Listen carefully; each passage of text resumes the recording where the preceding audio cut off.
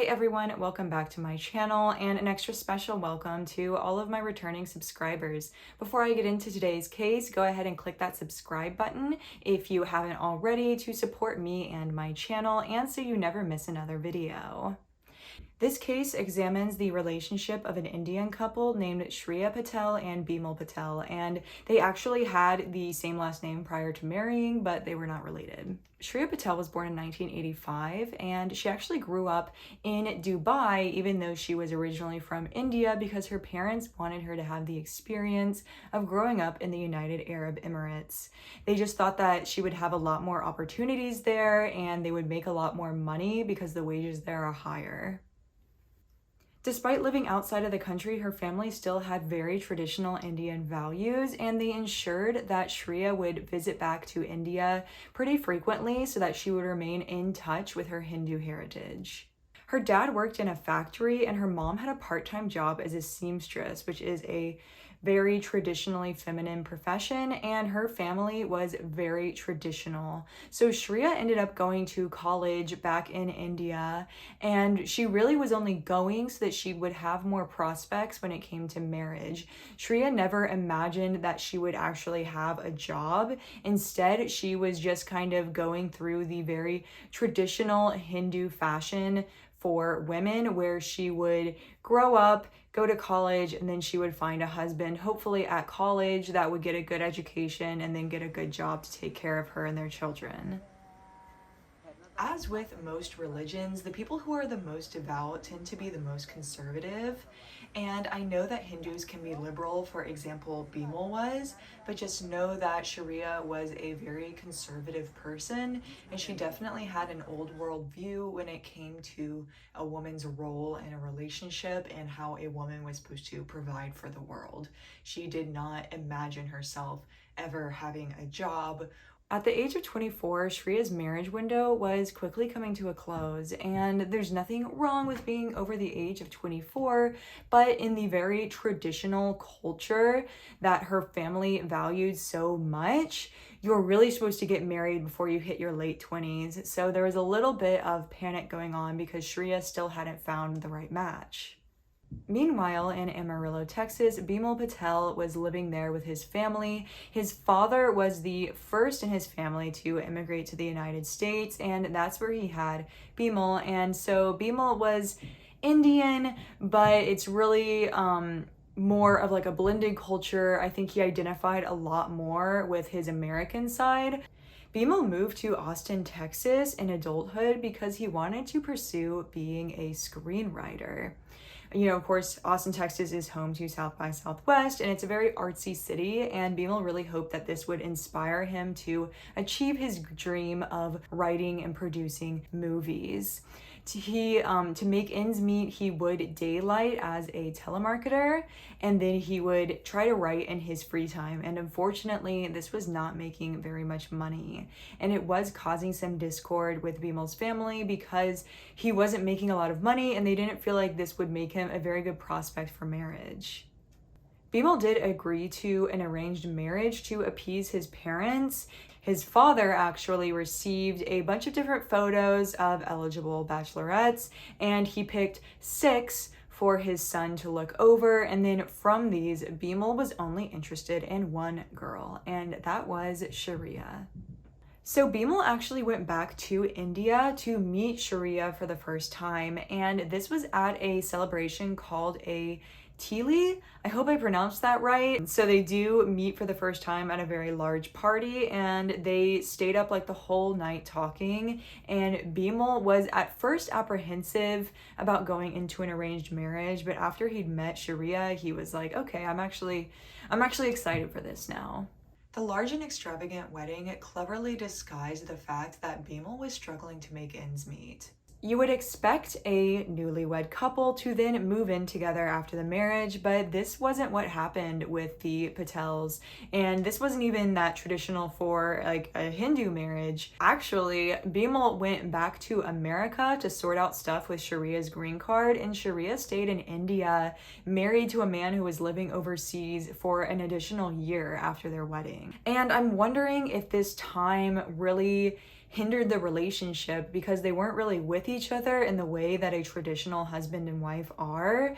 And that's, of course, really important. You really want to be able to talk to your partner and have like a friendship with them. But I wonder if being away from each other for a whole year after the marriage ended up hindering it in the long run. So Shriya is not able to come to the United States until April 7th, 2012. This is when she finally flies over from India, and this is her first time living in the US. And of course, this is going to be a huge culture shock. She was a very traditional conservative girl from India, so moving to Texas, seeing everyone dressed differently, everyone is speaking English, and she spoke fine English, but this was still like a really big shift for her. So unfortunately, just 5 days into living together, the unthinkable happens. On April 12th, 2012, neighbors in their apartment complex hear a sound and they look outside to see a man standing on the balcony, engulfed in flames, screaming at the top of his lungs. One of these witnesses was actually an off-duty cop, so he immediately ran in the direction and started running up the stairs to go help this man. But on the way up, he bumps into a woman, and she's an Indian woman, and she has a bag over her shoulder, and she's clearly trying to like run away. And the cop actually detains her because he can tell that this is in relation to the man on fire. EMTs arrive, and Bimal is laying motionless on the living room floor. They're able to get him into an ambulance, and they say that he is like awake at this time, and he's saying, "Why did she burn me? Why did she burn me? All I was trying to do was love her." And he is actually rushed to the hospital, and he has burns, like severe burns to 70% of his body. And there's really not much the medics can do at this point, and they just administer him a ton of morphine so that it would like ease the pain and put him to sleep. So police searched the house, and inside the house they say that there were signs that this was done on purpose and that there were specific measures taken so that Bimal would not be able to receive any assistance. There were plastic bags taped over the sprinklers and the fire alarm inside the Patel's apartment. In addition to this, inside the bathroom is where they could see that the blaze had started. There are scorch marks on the wall all surrounding the bathtub, and it was a flash fire, which means it burned very hot very quickly, and then it was taken out. It burned so hot that the plastic items that were inside of the bathroom had actually begun to melt. There are also candles inside the bathroom, and there's a 10-gallon bucket of gasoline as well as lighters inside the apartment. The police also notice that the bathroom door has been kicked through from the inside, almost like somebody was locked inside the bathroom. So, of course, part of this is that Shriya needs to be interrogated. The off-duty cop who detained her said it really looked like she was trying to run away from the scene, and she was the only person who was in the apartment at the time that Bimal caught on fire. And then, not even counting the fact that he's talking about her, he's saying she, so he's kind of implicating her as he's being wheeled out by the EMTs. So Shriya's story is that Bimal did this to himself. She says that she was giving him a sensual massage in the bathtub, and then he suddenly reached over, grabbed a cup of gas and poured it on himself, and then lit himself on fire using the candles that were already around the bathtub. So she is obviously like very nervous, and she asks for a lawyer, so there's not very much questioning that gets done right away, but they are able to get like a good look at Shriya. And the police notice that Shriya, despite the fact that her husband is horrifically burned, Shriya has no sort of scarring or even any like redness in her skin. Like, she looks completely unscathed. So it doesn't really make sense that she would have no burn marks on her at all if she had been sitting right next to him when he poured the gasoline on himself and set himself on fire. Like I said, this was a flash fire and it was extremely hot, even though it was short-lived. And you'd think that the flames would lick her at least for a second as she ran out of the bathroom. So at the hospital, Bimal is in an immense amount of pain. They actually transfer him to a burn unit that's normally used for the army, and it's the best burn unit in the entire United States. And I believe it's in San Antonio. So Bimal was there being treated for his severe burns. Like, he had lost toes and fingers. He had really severe burns to his entire body. And the trauma that came with this too was making it really difficult to communicate with him to get a clear picture of what happened. Bimal is able to give kind of an account of what happened that day. And he said that his wife asked if he wanted a sensual massage, and he said yes, so she told him to lay down in the bathtub. Then, when she's in the middle of giving him this massage, she then steps out of the bathroom and then comes back in with a cup of gasoline, splashes it onto him, and then closes the door. And this does kind of match up with what they were saying about the door being closed. So unfortunately, after 5 months in the burn unit, Bimal passes away due to his injuries on September 8th, 2012. Actually, before Bimal even passed away, Shriya was already charged with assault, and she's awaiting trial in prison when he dies, and this is when they upgrade the charge of assault to a murder charge. The prosecution in the case said that Shriya did it because she was under the impression that she was going to marry into a wealthy family where she would never have to work and she'd just be able to be a stay-at-home wife. But upon moving to Austin, she realizes that her husband was not living a luxurious lifestyle at all. And in fact, he was actually pretty lower class, because being a telemarketer doesn't make you that much money, and they're living in this small apartment. She was just really unhappy with this. And after 5 days, she decided that she just couldn't do it anymore. On the other hand, the defense say that this is a very bizarre act of self-harm done by Bimal. They think that Bimal wanted to end his life because the pressures of this Indian arranged marriage was too much for him. The defense's argument hinges on the fact that if you look at the crime scene, there's burn marks only inside of the tub. They're not like on the walls around it, they're not on the door. And they think that this can only indicate that he poured the gasoline on himself because Shriya has no injuries. They also say that there were cotton balls that were like stuffed up into Bimal's nose that the EMTs noticed when they arrived. And he could have done this so that he wouldn't smell the fumes and it would make this whole act easier. But that's just like an extremely painful way to go out. And I don't get how anyone would ever choose that when there are, are other options out there. So looking inside this marriage, the friends of Bimal all say that he was actually really reluctant to marry Shriya. He was not really on board with the idea of an arranged marriage, and even though he stopped complaining about it once he went overseas and met Shriya, they think that secretly he was really nervous to marry her.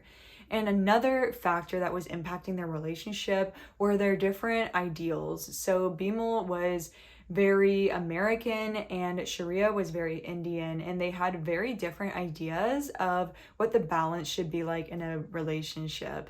So Shriya wanted, the husband to be the provider, for him to be the dominant one. She was naturally very submissive in her personality, but Bimal, on the other hand, wanted an equal relationship, and this probably meant that he wanted Shriya to go out and get a job. So it also came out during the trial that Shriya wasn't excited about this relationship either. In fact, her family had ushered her into it saying that Bimal was rich.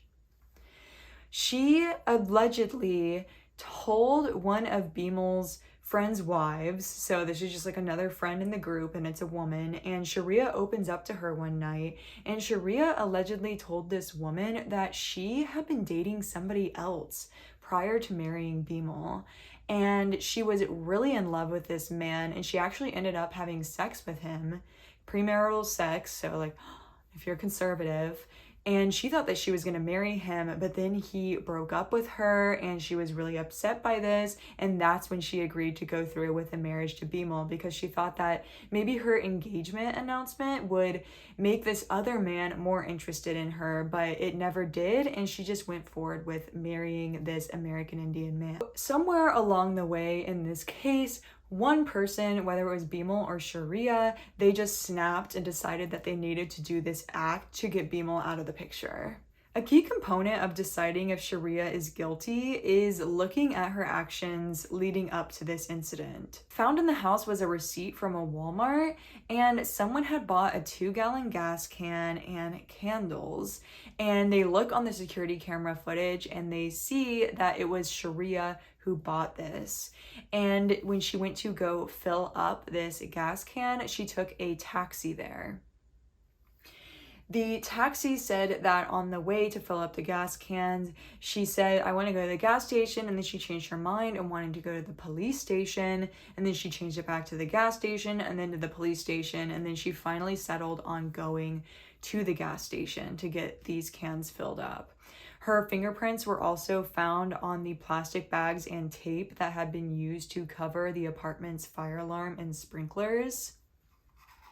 So the defense say that Bimal wanted to end his own life, and he asked his wife to help him do this, and her being the traditional submissive Indian wife, she agreed to. And the reason why she was asking that taxi to drive her instead to the police station was so she could report that Bimal was potentially going to hurt himself. But then in the end, she decided to just go ahead and help him.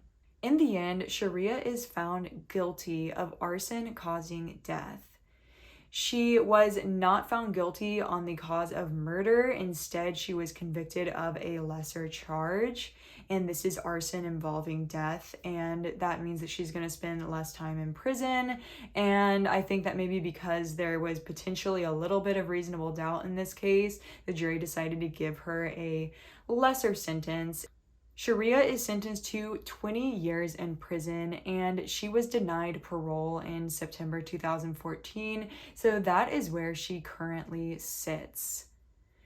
When Shriya gets out, she will likely face deportation to go back to India, but as of right now, Shriya is living out her life inside of a prison cell. It's so hard to believe that somebody who was so on board with her marriage would then do something so terrible to her husband just 5 days into living together.